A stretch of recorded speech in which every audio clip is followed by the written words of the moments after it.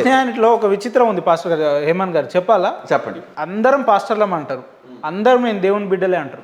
కానీ ఒకరు పర్సనల్గా ఒక్కొక్కరితో మాట్లాడితే ఆ వ్యక్తి పాస్టర్ కాదు, మోసగాడు, ఆ వ్యక్తి పాస్టర్ కాదు, ఇంకొకడు అని చెప్తారు. మిమ్మల్ని మీరే నచ్చ చెప్పుకోకపోతే మీరేం పాస్టర్లే అండి? అదే సార్, మీరు సమాజానికి ఏం మెసేజ్? అదే సార్, మీ హైందువుల్లో ఉన్న ఐక్యత మాకు కానీ ఉండుంటే కదా. ఖచ్చితం సార్. మీ హైందువుల్లో ఉన్న ఐక్యత మాకు లేదండి, కానీ మా వాక్యం చెప్తుందండి, సహోదరులు ఐక్యత కలిగి ఉండుట ఎంత మనోహరం అన్నాడండి. ఐక్యత కలిగి ఉండడండి, ఎందుకంటే క్రైస్తవుల మధ్యన క్రైస్తవులకే చిచ్చులు పెడతా ఉంటాడు ఎప్పుడో కూడా సాతాన్ అనేవాడు. ఎందుకు మా దాంట్లో ఐక్యత ఉందంటే మా వేదాలు మాకు అలా నేర్పించాయి, సంస్కృతి మీ బైబిల్ అలా లేదు కాబట్టి. సహోదరులు బైబిల్ అనేది స్టాండర్డ్ కానప్పుడు దాన్ని నమ్మే వ్యక్తులు ఎట్లా స్టాండర్డ్ ఉంటారు? నేను చెప్పేది కూడా మీరు స్టాండర్డ్ ఉంటారు, మీరే కరెక్ట్.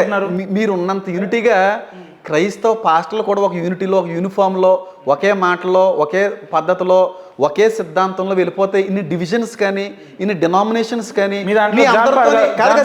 మీ అందరితో మాట్లాడించుకునే కర్మ కానీ మాకు పట్టకపోతుందండి. క్రైస్తవంలో డినామినేషన్లు వచ్చినాయి, క్రైస్తవంలో గ్రూపులు వచ్చినాయి, క్రైస్తవంలో డైవర్షన్స్ వచ్చినాయి. క్రైస్తవుల్లో కనబడే పాస్టర్లు అందరూ కూడా దేవుని మూలంగా వచ్చిన పాస్టర్లు కాదండి.